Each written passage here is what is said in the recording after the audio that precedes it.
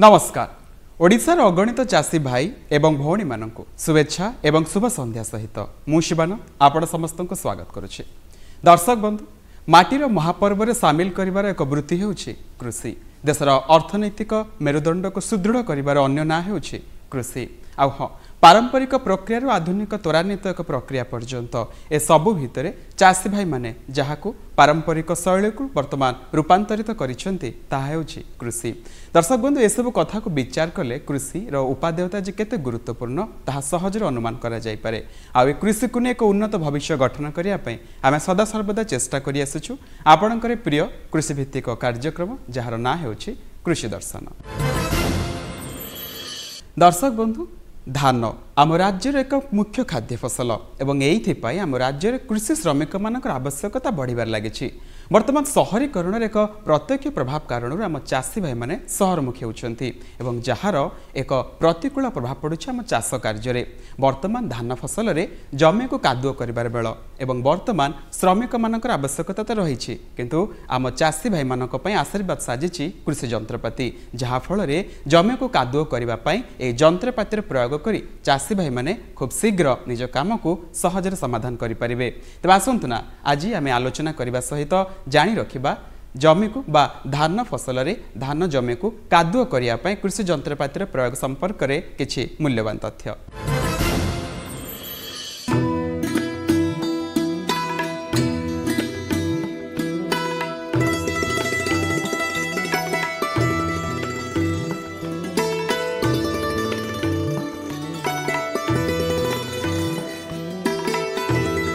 आमे बलदरे चाष कले गोटे नंगल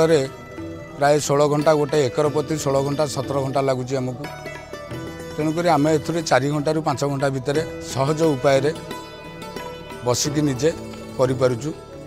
यहीटा आमका चाषकूल गोटे उन्नत धरणर प्रणाली। आगुरी आज्ञा आम गोटे नंगल हल बुलाऊलु प्राय 4 इंच रु 5 इंच भितर जाऊला। कादुआ भितर चाली चाली जाऊँ, बलद को गोड़ेलु, कष्ट होता आमको। आज जो भाई माने आमको ये जंत्रर प्रणाली शिखेले आम सहज उपाय बसी पारुचु। कादुआ जंत्र, बलद भिड़ा जंत्र, तेणुक आम से बहुत सहज उपाय व्यवहार करूँ। प्राय 2 फुट रु 2.5 फुट पर्यंत एका थरके ही चाष करूँ गोटे घेरा बलद गले। आगे आगुरी भी बलद को प्रेसर पड़े, एथरे भी सहज उपाय बलद को प्रेसर पड़ूने, तेणुक सहज उपाय आम कम कर। साधारणतः धान चाष धान रोइया पूर्व जमी को कादुओ कराई थाए। आम चाषी भाई मैंने साधारणतः 2 जोड़ चाष कर जमी को छाड़ी देता 6-7 दिन पर घास एवं धान मूल इत्यादि सड़ीगला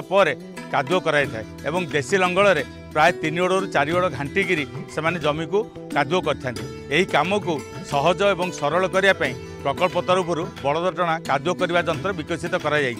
जंत्र जमी को नबाणिया करने 2टी लुहा चक रही एवं जमी को आसला से चक 2टी को ऊपर को कर दि जाए जहाद्वारा कादुओ कर जंत्रटी जमी में कादुओ कर जंत्रर ऊपर गोटे सीट रही जहाँ उपर बसी चालक सहजरे कादुओ कर पारि थाए। सीट तले आमर 4टी गैंग रे 16टी लुहार ब्लेड एपरी भाव में खंजा जापरिक जंत्र को जिते बलद मैंने आग को टाणी था ब्लेड गुड़िक साहाय्य जमीर माटी एवं पानी कादुओ होता है। यही कम को करने सहजरे हले मझाड़ी बलद टाणी पारि था जंत्र को एवं जंत्र टाणीबा सांगे सांगे माटी कादुओ हो चलता है। किसी समय पर जितेबाला कम सरी जाए चालक सहजरे जंत्र ओह्लै थाए एवं चढ़ापी पछपटू चढ़ी थाए एवं पछपटू ओह्लै थाए। यही जंत्र कम करने समय चालक गोड़ रखापी व्यवस्था कराई जमीक ईसरे गोटे आमर यू टाइप क्लांप रखाई ताऊपर गोड़ रखी जी चालक से सहजरे जमी कादुओ करें। आम हिसाब कर देखीचु लंगल कादुओ करने एकर पिछा 16 घंटा रु 18 घंटा समय लगी समय यही कादुओ करिया जंत्र मात्र 4 घंटे 1 एकर जमी कादुओ करा जाय पारे। एकर के आम आज 30 किलो धान पकाउलु ताने ये जो धान बिहन बुणा मेसीन आसला ताद्वारा आम 14 किलो रु 15 किलो भितर धान पकाउचु। ताद्वारा आज धाड़ी 8 धाड़ी बिहन पड़ पार्ची आउ मेसीन ये पहंड भी हो पार्ची आउ मेडिसिन भी स्प्रे हो पार्ची घास मरा मेडिसिन ताद्वारा आमको सुविधा हो। आगे हूँ आम हाथ में छाटुल बलद चाष 3-4 गोड़ चाष करूँ चाष करन आम कादुଅ कर बलद को भारी कष्ट होता एबे ये जो मेसीन द्वारा आमको टे बलद को सिलाक आमको भी सिलाक या द्वारा भल सुविधा हो धान तली रोइया पूर्व जमी को कादुଅ करथांती कादुଅ कर साला परे धान तली पड़ी थाए धान तली को उपाड़ी नहीं जमी रे रुआ होता है एथिपाई पाखापाखि एकर पिछा 20 ରୁ 25 जन लोक लगी थांती एवं खर्च हिसाब कले पाखापाखि 5000 ରୁ 6000 टंका खर्च होता है यही काम को सहज और सरल करने प्रकल्प तरफर 8 धाड़िया गजाधान बुणा यंत्र विकसित कराई यंत्र साहाय्य एका सांगे 8 धाड़ी में गजाधान बुणा जापे धाड़ी को धाड़ी 20 सेंटीमीटर व्यवधान में एकर पिछा 15 ରୁ 16 केजी पर्यंत धान गजाधान व्यवहार करी आम एक एकर गजाधान बुणी पारिबा जहाँकि रुआ धान भली आमको उत्पादन दे थाए यही यंत्र रे एबे नुआ करी आम हर्बिसाइड एप्लिकेटर जोड़ीचु तार अर्थ होची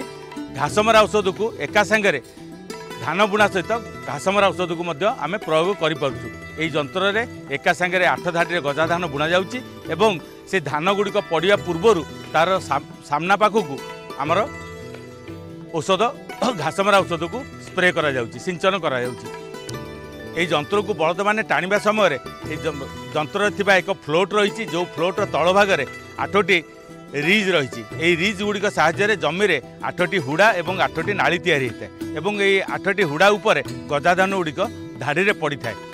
यही यंत्र को हले मझियाली बलद खूब सहजरे टाणी पारती तेणु जड़े लोक साहाय्य मात्र 2.5 घंटा समय एक एकर जमी में धाड़ी को धाड़ी 20 सेंटीमीटर व्यवधान में एकर पिछा 15 केजी बिहन व्यवहार करी आम धाड़ी बुणा करिपारिबा एवं ता सहित घासमरा औषध मध्य प्रयोग कराई पारुछि फलत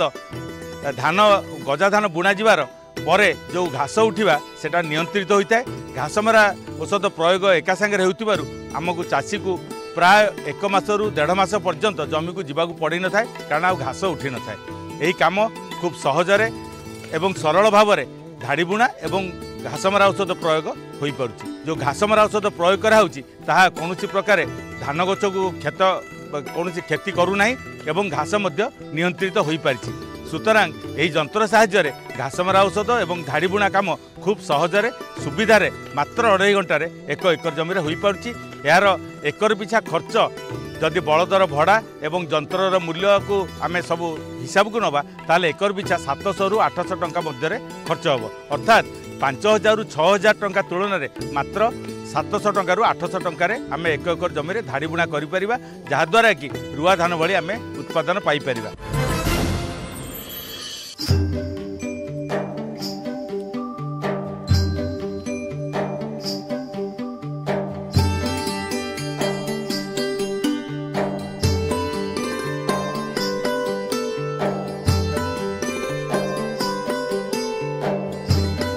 व्यवहार दृष्टि कंद फसल को आम 2 भाग विहत करें गोटे हूँ मुख्य कंद फसल आउटा हूँ उपमुख्य कंद फसल मुख्य कंद फसल मध्य ओलुओ अन्यतम ओलुओ फसल 1 हेक्टर जमी में पाखापाखि 40 टन रु नहीं 50 टन पर्यंत यार अमल क्षमता अच्छी यह साधारणतः आम ओलुओ को अनेक लोक कुंडे होथिबारु खाइबा को पसंद करंतिनी किंतु आंचलिक केंद्रीय कंद फसल अनुसंधान संस्था तरफ अनेक गुड़िए किस्म बाहरी जहाँकि सेगुड़िक गलु बिहन जोटा कि है गजेन्द्र श्री पद्मा श्री आतिरा विधान कुसुम नरेन्द्र न एवं नरेन्द्र 10 यहीपरि किस्म गुड़िक जड़े चाष भाई जड़े कै ताले हेक्टर प्रति आमको 40 ରୁ 50 टन पर्यंत आमको अमल क्षमता रही यार ओलुओ लगेवा समय आम मई मास प्रथम सप्ताह आम जुलाई मास प्रथम सप्ताह पर्यंत आम लगे पारिबा कहीं यही समय आम पाक मौसुमी वर्षा आसीगले आम बिल को भल भाव में चाष करनवा चाष करदेला आम ना 90 सेंटीमीटर व्यवधान में कौन रसी पकाई बा बाणी दे आम हुड़ा को टेकी नवा मंजी विशोधन हेले आम प्रथम आगे ओलुओ को छोट छोट खंड करके आगे काटिबा कारण ये जो उन्नत किस्म मान रही एथिरे पुआ प्राय देखा जाए नहीं खंड गुड़िक आम 400 ରୁ 500 ग्राम हवा दरकार ताहले आमको 5 केजी पर्यंत गोटे गोटे ओलुओ खंड मिल आ मंजी विशोधन तापर करवा मंजी विशोधन करने आम कौन करवा 1 केजी गोबर 1 लिटर गोमूत्र बा पानी ये 2 लिटर घोल हो जो 2 लिटर घोल हो आम 2 ग्राम डाइथेनियम 45 जो डाइथेनियम 45 बा आमे ताकू कहूचे मांकोजेब बोलिकी यहाँ हूँ गोटे स्पर्शनाशी फिंपीनाशक आउ गोटे कौन है ना 2 ग्राम नवा बाविस्टिन ये जो बाविस्टिन टी हूँ आमर अंतर्भेदी फिंपीनाशक ये दुईटा बजार को मिसिकी आसला 4 ग्राम सिक्सर नहीं पारिबा ता व्यतीत आम 4 ग्राम इडोमिल नहीं पारिबा 2 लिटर घोल सब जगह मिसईदबा प्रति खंड गुड़ा को आम ये जो घोलटा प्रस्तुत कले ए पाखापाखि 4-5 केजी आमको 5 रु नहीं 10 केजी पर्यंत आमर ओलुओ ए विशोधन हो पार ये जो 2 लिटर घोल ये खंड गुड़ा को आम कौन करवा 2 रु 4 दिन पर्यंत खरारे छाई सुखेदेवा खरारे न सुखेकी छाई सुखेदेवा आम जो 2-4 दिन सुखेदेला ये गोटे आवरण सृष्टि होपर कौन करवा आम जो हुड़ा गुड़ा 90 सेंटीमीटर व्यवधान आम करे 90 गुणन 90 कि 90 गुणन 75 सेंटीमीटर आम लगेदेवा आ ओलुओ फसल 60 रु 70 दिन लगे 100% गछा बा 100% गछ बाहर आमको हाराहारी 70 दिन पर्यंत आमको समय लगी था आम ये ओलुओ फसल जदि आम घास प्रचुर होची आम किसी मल्चिंग बा छादीकरण बा आच्छादीकरण करिकी आम घास दमन करिपारिबा एथिपाई आमे कौन करिपा आजिकल विभिन्न प्रकार छादीकरण मटेरियल गुड़ा आसिला आम ये पॉलीथिन देकी करिपारिबा बा आम सुखिला घास देकी करिपारिबा बा आमर जहाँ जो अधिका जंगल पाख अच्छी पत्र गुड़ा पड़ी से पत्र गुड़ा जब आम डायरेक्ट फोपाड़ी दबा आणिकी 6 इंच मोटार ताहले घास आमर कंट्रोल हो ये गला आपणकर आच्छादन बा छादीकरण कथा आ जर परिचालना आमको बेसी किसी असुविधा हुए ना ओलुओ फसल कारण मई मसरे जब आम लगौचे पाक मौसुमी वर्षा 7-8 दिन थरे थरे किसी दिन हो जाए तापर जदि भी 10 दिन पर आम देखिले वर्षा न हो थे 2 थर 5 थर पानी देदेले प्राय आम जून मास पड़ी आसे जून 15 बेलू आमकर साधारणतः मौसुमी वर्षा आसी जाए तेणु मौसुमी वर्षा आसिले आम अक्टोबर पर्यंत आमको पानीर समस्या हुए ना तेणु आउ गोटा कथा है जब एक्सेस पानी जमीज कियार आमर कौन हम ना कंद छड़ा रोग बा मूल छड़ा रोग बेले बेले देखा जाए क्लेरोसियम रप्सी नामक एक फिंपी पाई यही कंद छड़ा रोग होता है अधिका पानी हेले से कौन मूल जगार बा कोलार जगार तार जो गछटा आरंभ होती कंदरू जो लगी से जगह मानक ये आमर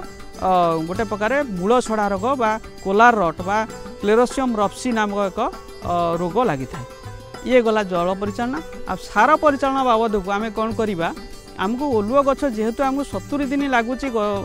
गछ हाँपाई तेणुक आम कौन करवा ना 70 दिन रु 75 दिन भितर आम प्रथम दबा 100% गछ बाहरीगला चेर बाहरीगला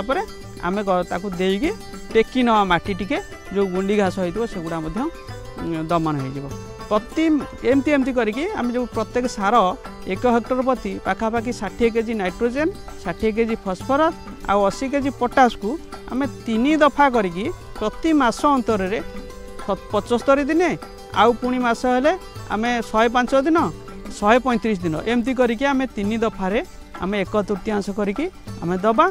जदि आपणकर अनुसार हिसाब से आम जमी चाष करिया पूर्व 5 केजी बोराक्स आ 5 केजी जिंक सल्फेट आ 5 केजी मैग्नेशियम सल्फेट आम जदि देदेवा एमती आम 3 वर्ष जाके अनुसार अभाव आ रही आउ विशेष किसी रोग पोक ए देखा जाए ना रोग पोक बाबद को पोक बाबद को आमको साधारणतः कि बेले बेले कैटरपिलर देखा जाए क्या भाँ बहुत रेयर केस रे माने नाई नथिया भलिया आ गोटे है आमर रोग हिसाब से कोलार रट बा आमर मूल पाद छड़ा रोग बा मूल छड़ा रोग प्राय ही मंजी विशोधन कले आ क्लेरोसियम रप्सी रोग देखा जाए ना आ जदि देखा जाए ताले डाइथेनियम 45 आउ कार्बांडाजिम ये दुईटा जो आमर अच्छी सिस्टमिक आ कॉन्टैक्ट फंजीसाइड या 2 ग्राम हिसाब से लिटर पानी पिछा आम जदि मूल स्प्रे करवा ताहले ये पुणी जो गछ मरी जाइथिबो पुणी आउ गोटा गछ तादरू बाहरी जीवो जेहेतु ये सीडो स्टेम गोटे स्टेम बाहरी पाकल होला पर आउ गोटा स्टेम बाहरी जाए तेणु एटा हमर आउ थरे जदि स्प्रे करदेवा से पुणी एते किछि अमल उपरे प्रभाव पकाए ना बेले बेले कौन हुए जदि आमर कंटिन्यू ताकू दमन न कले ताले ये धीरे धीरे पाख गछ को व्यापी थाए तेणु आमको आगुआ आमको सतर्क होबाकू पड़िबो। दर्शक बंधु एक उन्नत कृषि भविष्य गठन करने आम सरकार सदासर्वदा तत्पर एवं आम चाषी भाई मानकर हित उद्देश्य सरकार विभिन्न समय नुआ नुआ नीति और योजना प्रणयन करती एवं से सब संपर्क में चाषी भाई मैंने अवगत होगा निहाती जरूरी। तेज चाषी भाई मानक एक सामग्रिक कृषि खबर प्रसारण करने आम सदासर्वदा तत्पर। तेज आसतु ना नजर पकाइबा कौन रही आज कृषि खबर। चाषी पंजीकरण 15 जुलाई आरंभ हो सारी। खरीफ धान चाष कर चाषी भाई माने चाषी पंजीकरण कार्यक्रम में भाग नहीं पारे। विशद विवरणी सह दरखास्त करी चाषी समिति रे नूतन भावे पंजीकरण करने निहाती आवश्यक। समस्त आग्रही चाषी निकटस्थ समिति गोटे नूतन पंजीकरण फॉर्म संग्रह करेंगे एवं ताहा पूरण करी 15 जुलाई 16 अगस्त मध्य समिति कार्यालय रे आवेदन करेंगे। यह विभागर वेबसाइट www.foododisha.in रे मध्य उपलब्ध। नुआ फॉर्म रे समस्त व्यक्तिगत तथ्य सह चाष होइथिबा जमीर विशद विवरणी देबाकू हेबो। पंजीकरण पई इच्छुक चाषी भाई भौणी माने सेमानक पंजीकरण फॉर्म सहित निम्नलिखित कागजर नकल दाखल करने आवश्यक। बैंक पासबुक रो प्रथम पृष्ठा, चाष जमी बाबदरे प्रमाणपत्र अर्थात जमी पट्टा दलिल इत्यादि, आधार कार्ड रो नकल, मोबाइल नंबर जदि निजर मोबाइल न थाए तेबे परिवार सदस्यଙ୍କ नंबर देवा आवश्यक। जदि भाग चाषी होइथांती तेबे संपृक्त जमी मालिकଙ୍କ सहमति पत्र सहित आधार कार्ड रो नकल इत्यादि। पंजीकरण फॉर्म पूर्ण करी चाषी भाई भौणी माने समिति कार्यालय रे 16 अगस्त मध्य दाखल करिवे। निर्धारित समय यथेष्ट पूर्वरु चाषी भाई भौणी मानकु समिति रे पूर्ण करा जायतिबा फॉर्म दाखल करबाकू अनुरोध। खरीफ धान संग्रह संक्रांत रे केउ मास और पक्षरे धान विक्रय करिवे ताहा पंजीकरण फॉर्म रे उल्लेख करिवे। भाग चाषी भाई भौणी माने पंजीकरण प्रक्रिया रे आवश्यक कागज दाखल करी अंश ग्रहण करि पारिबे। अधिकरु अधिक क्षुद्र और नाममात्र चाषी माने धान संग्रह व्यवस्था रे अंतर्भुक्त हेबा सरकारंकर एकांत लक्ष्य। आम देशर अधिकांश लोक चाष करी रोजगार करती। अनेक चाषी चाष हेउछि मुख्य आयर उत्स। केतेक कृषक पारंपरिक भाव में चाष कार्य जारी रखिछंती, किंतु केतेक कृषक नुआ पद्धति रे चाष कार्य करी बेस भल आय करिबारे आज सक्षम होइछंती। कृषक माने खेत रे विशेष भाव में धान, गहम, अनेक प्रकार फल एवं विभिन्न प्रकार पनीपरिबा चाष करिथांती। तेबे अधिकांश कृषक गोटे क्षेत्र में केवल गोटे प्रकार चाष ही करती, किंतु गोटे क्षेत्र में विभिन्न प्रकार चाष करी भल आय हो पारिबो। यार अर्थ हेउछि एक क्षेत्र में अनेक प्रकार पनीपरिबा चाष करा जाय पारिबो। उदाहरण स्वरूप टमाटो, धनिया, साग, मूला, गाजर भली अनेक पनीपरिबा चाष करा जाय पारिबो। एपरि करिबा द्वारा भल लाभ मिलिथाय। टमाटो दर बाजार रे कैरेट आधार रे बिक्री हुए। एहार मूल्य कैरेट पिछा 250 रु 300 टंका मध्य बिक्री होइथाय। एहा व्यतीत आलू मध्य किलोग्राम पिछा 30 रु 40 टंका रे बिक्री हुए। सही बड़ी लंका बिक्री करी 600 टंका पर्यंत रोजगार होई परिबो। धनिया, पालंग, मूला आदि गोटे क्षेत्र में अमल करी भल रोजगार करि परिबे आम चाषी भाई माने। धरा जाऊ गोटे ढीप जमी रे आमर उपकूलवर्ती गोटे ढीप जमी रे सेथिरे आमे धान परिवर्ते आमे अणधान फसल यथा विभिन्न प्रकार पनीपरिबा किंबा आमे तैलबीज जातीय फसल किंबा डाली जातीय फसल मध्य आमे चाष करि परिबा। किंतु मध्यम किसम जमी रे आमे धान, सारू इत्यादि आमे चाष करिबा दरकार। ये सब कहबार तात्पर्य होची जे जो किसम जमी रे जो प्रकार फसल चाष करा जीवो सेही प्रकार फसलर बिहन संग्रह करने दरकार। चाषी भाईटी तार निजर आवश्यकता मेंटेवा सहित किपरि फसलरू जो उत्पाद होता है ताकू बिक्री बट्टा करी 2 पैसा लाभ पाइबो ताकू मध्य मन रखी फसल खसड़ा प्रस्तुत करने दरकार। आधुनिक कृषि आनी दिए सफलता। से भली कृषि कार्य करी सफलता पाइथिबा एही चाषी भाई जनक हेउछंती ईश्वर साहू। संबलपुर जिलार जुजुमरा ब्लॉक रे तांकर घर। से छतु चाष को निजर मुख्य जीविका भावे ग्रहण करिछंती। से उद्यान कृषि माध्यम रे छतु चाष रे तालीम नै छतु चाष आरंभ करथिले। से एही पाळ छतु चाष करी दैनिक 20 रु 30 किलो छतु मार्केट को बिक्री करने को पठाउछंती। आज यही छतु चाष करी से बेस भल रोजगार करिबारे सक्षम। निज सफलता संपर्क में से कहते 2006 रु जिते ट्रेनिंग ने से पुआल छती आ धेंगरी छती लगी ट्रेनिंग देइतिले आ सेटा मुझे शिखली आ शिखरी पुआल छतु भी माने बनाली आ धेंगरी छतुटा भी स्टार्ट कली। पहले जिते स्टार्ट करी जस्ट घर मुझे बनई 5-10टा बेड देखिए से भल लगला खुशी लगला बेले धीरे धीरे घरटे बनाली से घरटा हूँ मोर 120 फुट लंबा 40 फुट चौड़ार गोटे घर बनाई आरवेस्टर घरटे आउ रेक सब थाक थाक कर बनाई आम पका हो बेड गुड़ाक एवं तो पुआल छतु चली पुआल छतु ए खरा मस आ वर्षा मस हो शीत दिन डेंगरी छतुटा हो पाल छतु आम माने टोटाल 20टा लाइन अच्छे से घर भितर से दिन का गोटे लाइन आम पकासु गोटे लाइन के आम 40टा खंडे बेड पड़सी पर डे 20 केजी बाहर 20 नु 22 केजी 25 केजी एता बाहर आ केजी प्रति 200 टका हिसाब से 4 नु 5000 टका आम हो खर्चा बर्चा जाकि आम 2 लाख टका खंडे खर्चा हो वर्ष को आ टोटाल आम 5 ରୁ 6 लाख टका आम से पाऊँ आ आमर परिवार चलुचे। वर्तमान समय विभिन्न पनीपरिबारे साहेबी रोग हेबार संभावना अछि। यह एक भूताणु जनित रोग जहाँकि धला माछी और अन्य शोषक कीटगुड़िक द्वारा व्यापी थाए। ଏହି ରୋଗକୁ ପ୍ରତିରୋଧ କରିବା ପାଇଁ ପ୍ରତି କେଜି ବିହନକୁ 4 ଗ୍ରାମ ଇମିଡାକ୍ଲୋପିଡ୍ ସହ ବିହନ ବିଶୋଧନ ନିହାତି ଜରୁରୀ। ଏହି ରୋଗର ବାହକଗୁଡ଼ିକ ପରିଚାଳନା ପାଇଁ ମଞ୍ଜି ଗଜା ହେବାର 10 ରୁ 12 ଦିନ ପରେ ଏକର ପ୍ରତି 8 ରୁ 10ଟି ହଳଦିଆ ଅଠାଯୁକ୍ତ ଜନ୍ତା ବସାନ୍ତୁ। ପ୍ରାଥମିକ ଅବସ୍ଥାରେ ମଞ୍ଜି ଗଜା ହେବାର 15 ଦିନ ପରେ ଏକର ପ୍ରତି 600 ମିଲିଗ୍ରାମ ନିମ୍ବଜାତ କୀଟନାଶକ 1500 ppm ଆଜାଡିରେକ୍ଟିନ୍କୁ 200 ଲିଟର ପାଣିରେ ମିଶାଇ ସିଞ୍ଚନ କରନ୍ତୁ। पोक आक्रमण अधिक हेले एकर प्रति 40 ग्राम थियामेक्सोग्राम नामक कीटनाशक किंबा 50 ग्राम एसिटामिप्रिड 200 लिटर पानी रे मिसाई सिंचन करंतु। वर्षा ऋतुरे पशुमानक मध्यरे रोग व्यापिबार संभावना बढ़ी जाय थाए। तेणु मौसुमी वायु प्रभाव हेबा आगरु पशुमानकर टीकाकरण निश्चित करांतु एवं सेमानंकु सुस्थ रखिबा पई कृमि न हेबार औषध खुआइबार व्यवस्था निश्चय करा जिबा आवश्यक। गुहाळ घर छात नष्ट हो जाइतिले किंबा पानी गळुथिले तुरंत ताहार मरामती करि दियंतु। दर्शक बंधु राति पाहिले आम बजार रे खाउटी मानकर संख्या दिनकु दिन बढ़िबार लागिछि एवं समांतराल बा समानुपातिक भाव में वर्तमान बजार रे सेमानकर आवश्यकता को दृष्टि रखी बजार दर मध्य परिवर्तित होबार लागिछि एवं ए परिवर्तित एवं संतुलित बजार दर संपर्क में चाषी भाई माने निहाती ज्ञान रखिबा आवश्यक। कारण ए परिवर्तित बजार दर माध्यम रे सेमाने सेमानकर उत्पादित द्रव्य को सठिक दर रे बिक्री कर 2 पैसा लाभ पाई परिबे एवं एही काम को आमे सहज करि दु हमरे स्वतंत्र उपविभाग बजार दर माध्यम रे। ताले आसंतु बजार आड़े घेराई बुली आसीबा आ नजर पकाइबा कोन रहिछि आजिर बजार दर।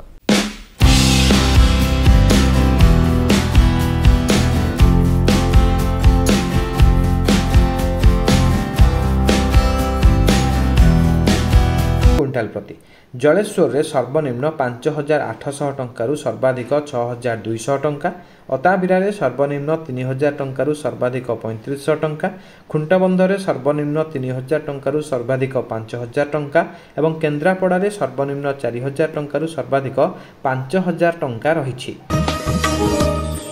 सेही बड़ी फुलकोबीर बजार दर बौद्धरे सर्वनिम्न 3000 टंकारु सर्वाधिक 4000 टंका, मुखीगुड़े सर्वनिम्न 2200 टंकारु सर्वाधिक 2500 टंका, बारिपदारे सर्वनिम्न 3000 टंकारु सर्वाधिक 4000 टंका एवं पानपोस रे सर्वनिम्न 3200 टंकारु सर्वाधिक 3600 टंका रहिछि। दर्शक बंधु ऋतुचक्र परिवर्तन अनुसार चाषी भाईटीए सेमानकर चाष कार्यर सुपरिचालना करती। खरा वर्षा हो अथवा शीत ए प्रत्येक ऋतु चाषी भाई मैंने सेमानकर चाष को सुपरिचालन करने पाणीपाग संपर्कित सूचना संपर्क में ज्ञान रखा निहाती जरूरी। वर्तमान वर्षा ऋतुर समय तेरे वर्षा ऋतु चाषी भाई मैंने सेमानकर फसल किभली अमल करें से संपर्क में पाणीपाग सूचना सेमानकर चाष को आहरी सहज कर देउछि। तेबे आसंतु ना नजर पकाइबा कोन रहिछि आजिर पाणीपाग सूचना। अनुमान करा जाउछि राज्य रे केतेक जिल्ला रे लघुचाप जनित वर्षा लागि रहिबार संभावना रहिछि। एबे आसंतु जानिबा विभिन्न स्थान रे कोन रहिछि तापमात्रा। बालेश्वर सर्वनिम्न 24 डिग्री रु सर्वाधिक 30 डिग्री, जगतसिंहपुर सर्वनिम्न 23 डिग्री रु सर्वाधिक 28 डिग्री, खोर्धा रे सर्वनिम्न 25 डिग्री रु सर्वाधिक 32 डिग्री, कोरापुट रे सर्वनिम्न 19 डिग्री रु सर्वाधिक 27 डिग्री तापमात्रा रेकर्ड करा जाइछि। दर्शक बंधु चाषी भाई मानकर एक उन्नत कृषि भविष्य एवं सेमानकर आर्थिक अवस्था एक स्थितावस्था और एक स्वच्छल भविष्य गठन करने आम सदासर्वदा चेष्टा कर कार्यक्रम माध्यम आई दिगरे आम प्रत्येक सप्ताह आयोजित होता फोन इन सीधा प्रसारण आम चाषी भाई मानक बेस लाभजनक। तेज दर्शक बंधु हलदी और अदा भली मसला जातीय द्रव्य वर्तमान बजार में यार चाहिदा जमी बढ़िबार लगी चाषी भाई मैंने से चाहिदा को दृष्टि रखी वर्तमान व्यापक और व्यावसायिक मात्रा रे चाष करुछंती। तेज दर्शक बंधु चलित सप्ताह आम फोन इन सीधा प्रसारण विषयवस्तुटी रखीचु अदा और हलदी चाष। तेज ए संपर्क में आपंकर समस्या निश्चय रही सब समस्यार समाधान करने चाहूँगे आप सीधा सड़क आम स्टूडियो उपस्थित थिबा विशेषज्ञ मानक सहित परामर्श नहीं पारे। तेबे आम सह परामर्श करने जो नंबरटी रही कही रखुच्छी लिखि नियंतु। नंबरटी हूँ 0674 2300 139। तेज दर्शक बंधु आशा करुच्छे आज कार्यक्रम आपको निश्चय भल लगी तेज आपणकर सुचिंतित एवं गठनमूलक मतामत ही आम कार्यक्रम को आहरी सुंदर करने सहित आपण मानक उपयोगी कराइपे। तेज आज कार्यक्रम आपको किभली लगी से संपर्क में चिठी लिखि आमको उत्साहित करने को जमार भूलें। आमको चिठी लिखबार ठिकाना हो कृषि दर्शक मार्फत दूरदर्शन केन्द्र पोस्ट सैनिक स्कूल भुवनेश्वर 75105। आमको मेल कर ठिकाना हो kdbbsr@hotmail.com। दर्शक बंधु आज तो समय हो सारी पुणी देखा आसंता अध्याय किसी नुआ तथ्य एवं आम चाषी भाई मानकर आशीर्वाद उद्देश्य से पर्यंत आम समस्त को विदाय दिंतु। रोचु नमस्कार।